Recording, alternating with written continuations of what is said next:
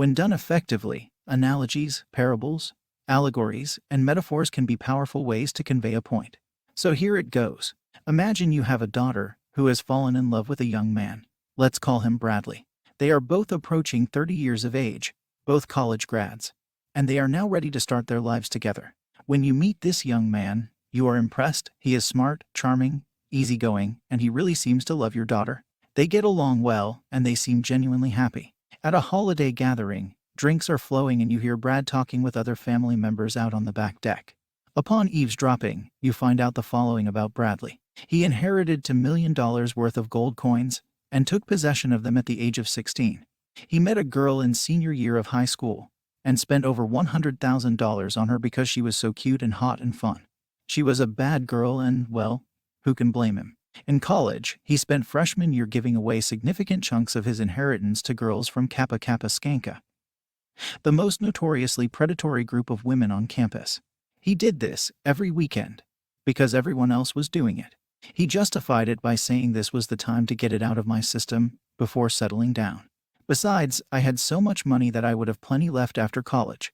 By junior year, he slowed it down a little. He realized that every one of the countless women who were taking his money really had no interest in him beyond getting that gold. He started feeling bad about it, so he decided to take a semester off to find a good woman.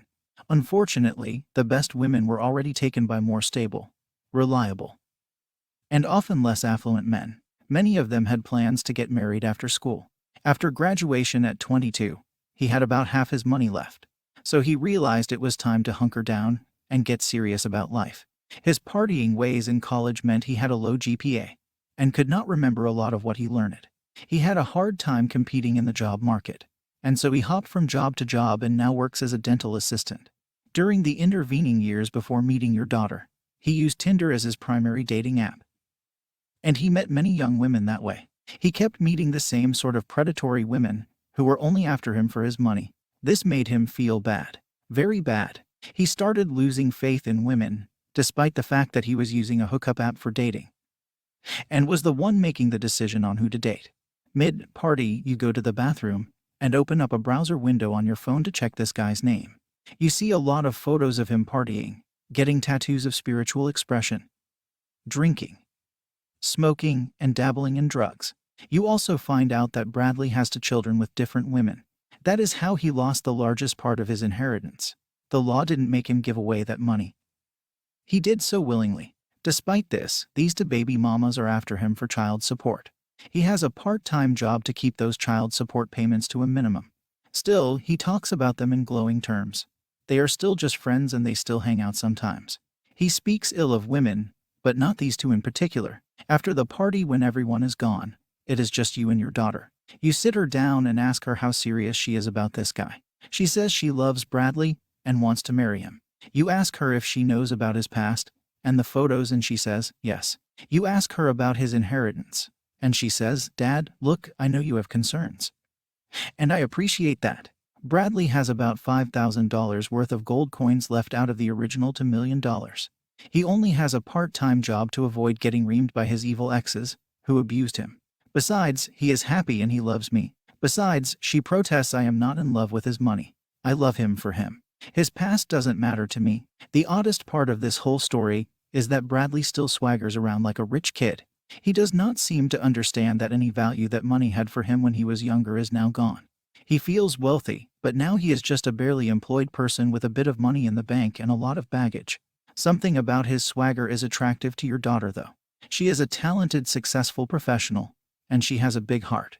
She feels bad for Brad and wants to save him. You love your daughter with all your heart. You raised her well. You band-aided her skin knees, held her in your lap as she cried because that boy in middle school ignored her and broke her heart. You paid for every gymnastics class, went to every softball game and every recital and award ceremony. You changed her diaper countless times. You bottle-fed her and stayed up with her when she was sick. You helped her study her way through A's, and you helped pay for her college. She is a beautiful, intelligent, kind, good woman, a rare find in today's world. You invested everything you had into this beautiful little human being. She has the whole world at her feet. Bradley is the love of your daughter's life. By now I hope the analogy is obvious. But just in case it is not, Bradley is the male version of Carol. The women we see here so often are born with a wealth of beauty and sexual power. And instead of investing it in attracting and retaining a good man, they spend it, they waste their most precious natural inheritance on foolish men and players. Similarly, Bradley was exceedingly fortunate to have been born into wealth. But instead of investing this wealth, using good judgment and sound reasoning to build a future for himself and his family, he spent it.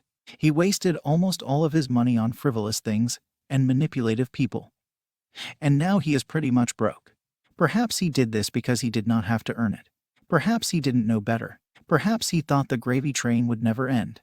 Who knows? But two things are very clear. Bradley has very bad judgment, and he will never ever get that money back. His arrogance, under the circumstances, is grating on you now. He has proven himself to be wasteful, foolish, hedonistic, and short-term oriented.